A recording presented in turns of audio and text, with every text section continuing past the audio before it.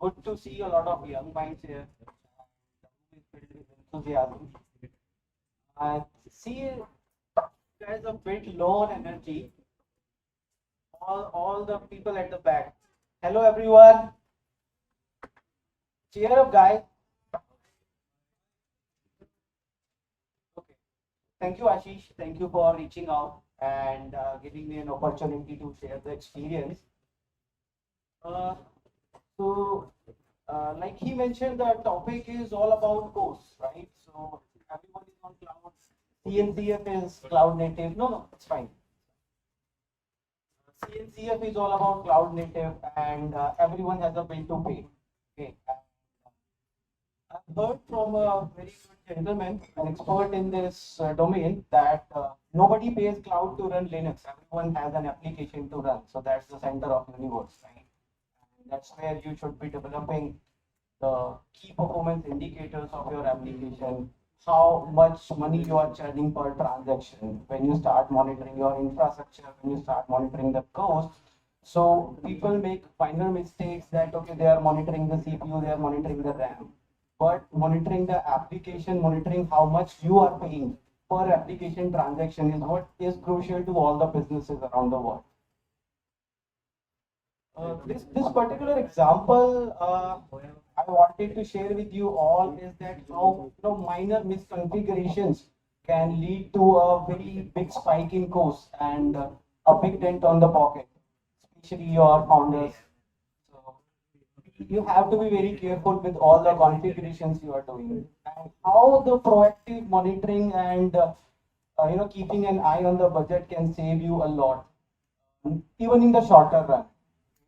So this particular example is on my team. They are working on a monitoring project.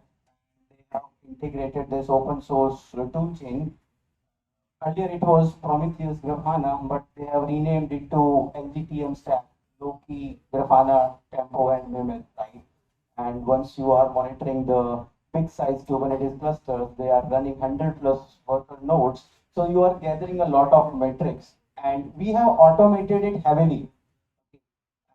There was a pull request to make a minor change to the S3 buckets, and the policy, the bucket, the IAM policy, which was supposed to be provided to EDSA to put the metrics into the S3 bucket, because remember it stores some metrics in the cluster and keep on pushing them to the S3 bucket so that you can refer them later. And sometimes it's crucial from the compliance perspective where you have to keep the data stored for more than 6 months, about a year. What happened is that there was a typo in the JSON policy, and that stopped pushing the metrics into S3 buckets. And the way AWS charges you for S3 bucket is not just for the storage; they charge you for the API calls. And, now the data key kept on aggregating into Mimir, and Mimir key kept on retrying or pushing all the data. So eventually it was an exponential impact where it all piled up, and it was keep on trying and getting 403 errors, access denied errors from the S3, and they kept charging it. Actually, one good thing we have done,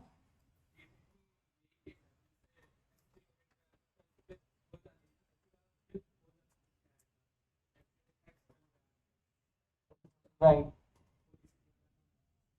But there is an update on this one. Recently, actually, AWS they stopped charging you for 403 at least. There are access denied. If you're not able to put data there, so they have stopped charging. So that's a good thing.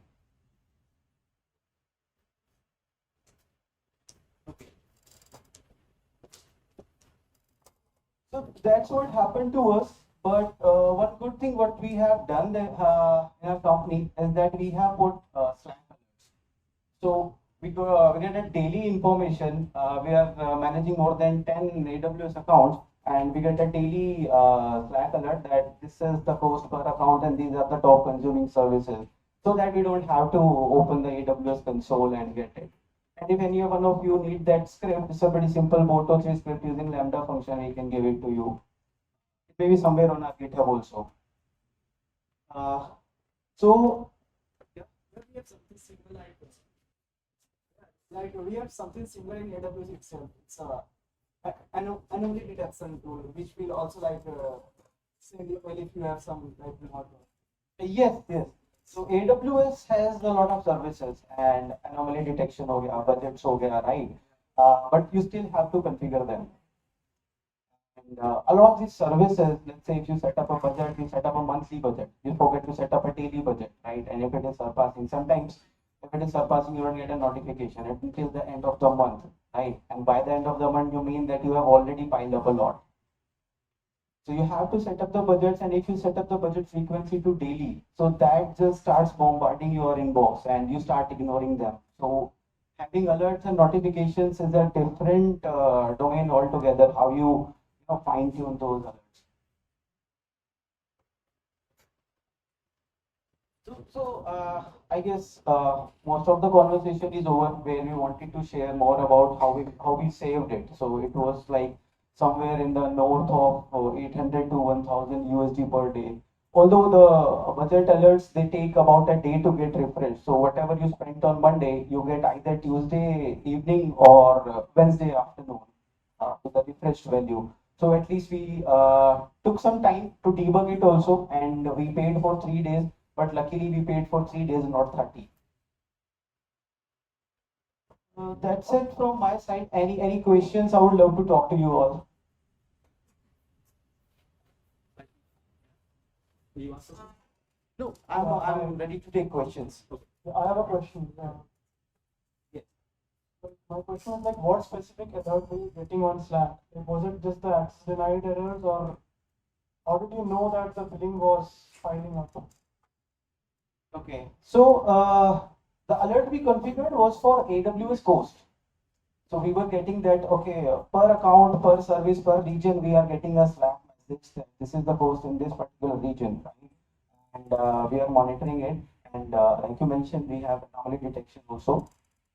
So we got to know that we are paying this much in the consolidated billing. It shot up from like around 2000 per day to directly to 3000 per day, right? And that's where you came to know that something is wrong. Then you go back, you check those reports, and you see that, okay, S3 buckets in Mumbai region, we are paying for this particular service, higher side. And then we started debugging.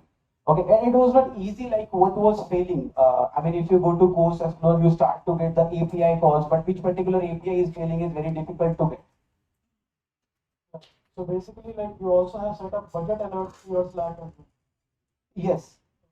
So like we do not in our company we do not have budget alerts. We only have like logs and some metric errors, specific metric errors. So do you recommend that we should also set up budget alerts? Uh, Budget alerts is the first thing we do when we create a new AWS account. So it's highly recommended to your answer. Okay. Thank you. So, what tech stack do you use in Lambda function? What all things you call for the budget part? Okay, so we're talking about the Lambda function, which is sending these notifications, right? So that's basically Python SDK Auto 3, and that's where you start hitting cloud APIs, you generate the report, then you use SNS and AWS chatbot to send those alerts to Slack. One more question is currently I'm spending huge on S3 data transfer. Day by day it's increasing. So how can I save that part? S3 data transfer is uploads or downloads? The uploads. Will the API calls I'm getting from various servers. Okay. So one thing is, at least you can try to keep your network traffic inside the VPC instead of being on internet. You can communicate using VPC endpoints. But uploads to S3, I don't think they are chargeable, right? They're free. But for API calls, yes, they're going to charge you, and you can do multi-part uploads. You can start zipping your file. So there are n number of techniques depending on the kind of data you are uploading. In terms of download too, it depends if you want to get your data cache or not. Depending on that, you can strategize how you want to get the data. Because let's say you're using CloudFront, if you are caching, go for Cloudflare instead of CloudFront because egress over there is free of cost, and you would save a lot of money. Like we have saved in multiple X thousands of dollars for multiple clients just doing that using Cloudflare instead of Cloudflare. So you'll have to strategize based on what your requirements are. Yeah, but I'm using AWS and using PLBs. So how will I map those on Cloudflare? We can let's take a discussion after this meetup and we will discuss in detail. We can discuss. It's very easy. It's a lot easier than CloudFront. Right, exactly. So you mentioned you were using Slack to get the notification of the cost. Were you using the Slack bot API or was it something else?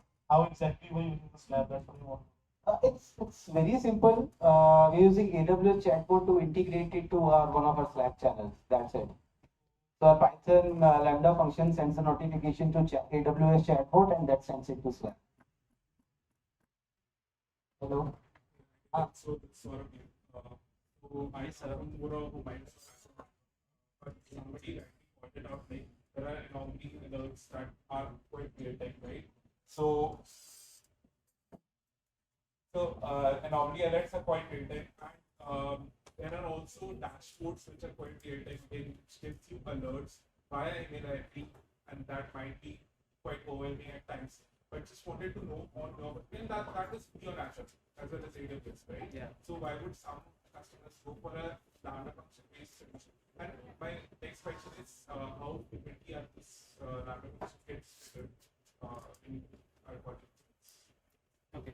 So if I understood correctly, you're saying that when there is a cloud service already there, then why would someone need to go ahead and that's free of course. Then why would someone go ahead and write a Lambda function, right?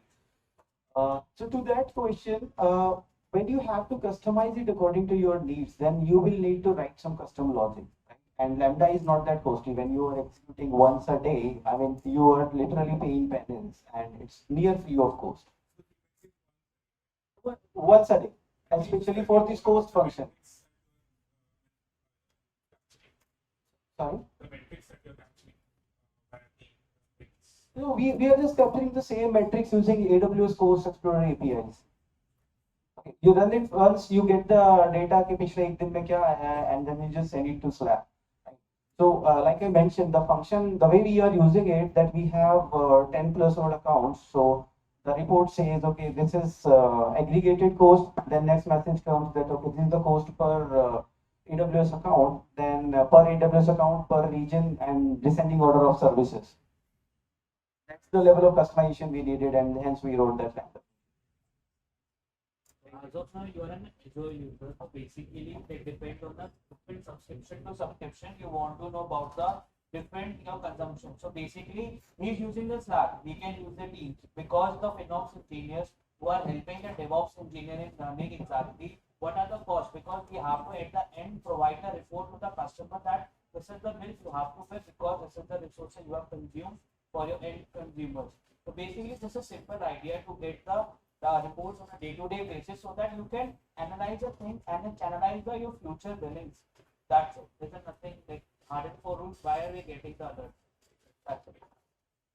Right, thank you. So just to add it to,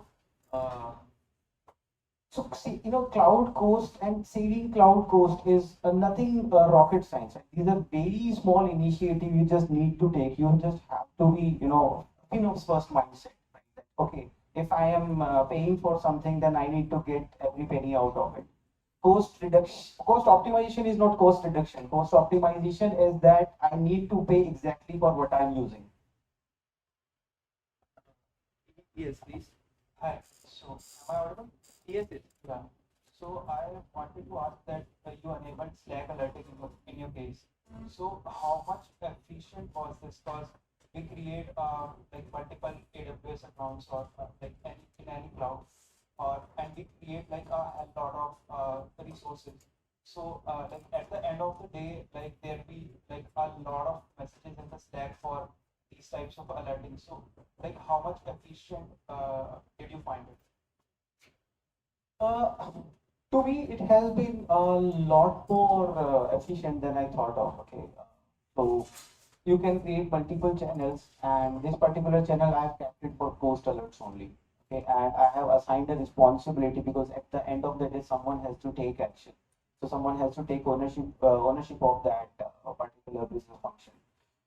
So tech lead or PMs, they are in their Slack channel and they are able to track host. Okay, there is something wrong going on. So that is the most important channel for them. And that's what we do for our customers also.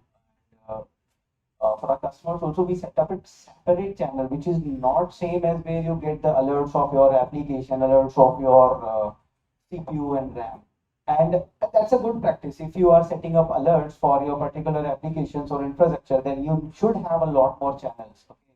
Having just one or two channels is not going to suffice. Another channel can be where you are just monitoring critical components. And third channel can be where you are getting generic alerts.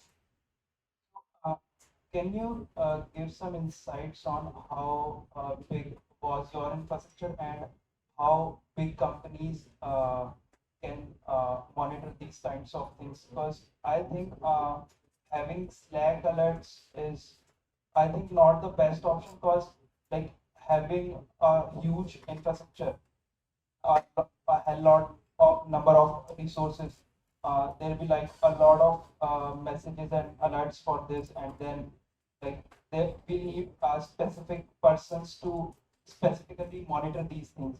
So what's your take on this? So this particular alert mechanism which we have been discussing is not monitoring per resource, right? It's monitoring per service. If you talk about EKS, whether you are running 100 EKS clusters, it's not monitoring 100 of them. It's monitoring how much you are paying for EKS service, right?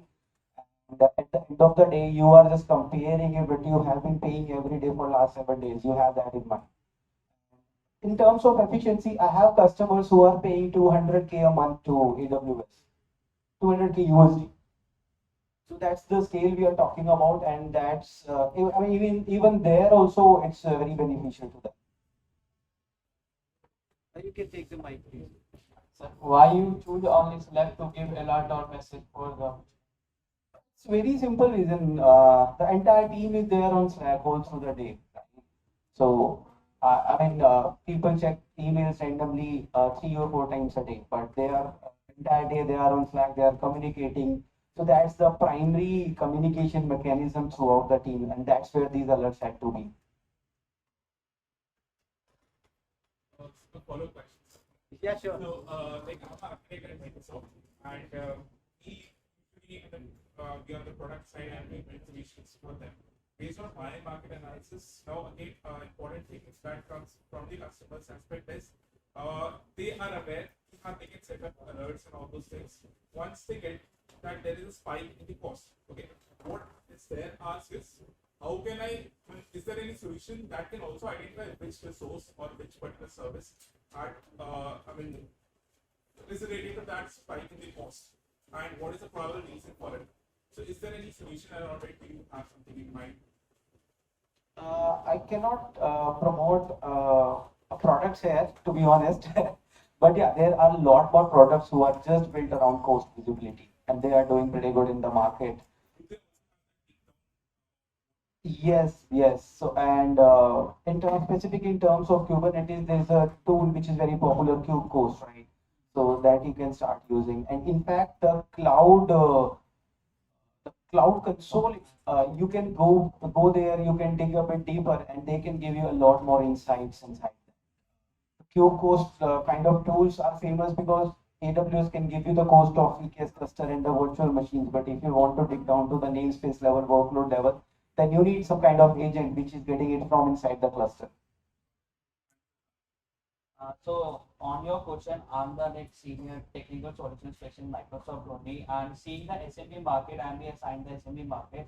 So basically, the SMB market doesn't have that much of budget so that they could run a tons of like on their production. So that's why the cost management billing that Azure provides. So I always say why not why integrating to third parties, like either they are open source or free, but due to some constraint security comes into point of view, we have to pay the subscription, then we have to consume the resources. So in that we can create the Azure boards and dashboards so that for each resources we have a pictorial dashboards available so that we can see the exactly the consumption. And talking about why Slack channels and why the teams communication are important, because at the end of the day I see the mail with the help of Copilot nowadays. So at the end I just say Copilot summarize the whole mail that is sent it across my inbox channel so that I could see that these are the tasks that was like wherever I were mentioned, or these are tasks that were shared to me, so that I could align my next day or my whole weekend according to that. If something is on priority basis, I have to look, so I have to set up all my meeting aside. I have to look forward to the incident that has happened. So on your question, the dashboards, you have to prepare the dashboard at any cost, and you have to set up the team channels or Slack channels so that different platform engineers, infrastructure engineers, DevOps engineers are at a one place, so that each manager, CTOs and hierarchical people are there to help out each other, because to running a production is very hectic and a very tiring job. I would so sorry for saying tiring job, but it is a like consumable job, because we all are a DevOps engineer, like we are engineers to help out each other. So having dashboards, alerts are the main priority thing they have to look forward. काम करना सबको आता है, at the end ठीक कर लेंगे सब बैठ के, पर पता नहीं होगा तो करेंगे कैसे at the end. That's it. Right. So 75% of SDLC is DevOps.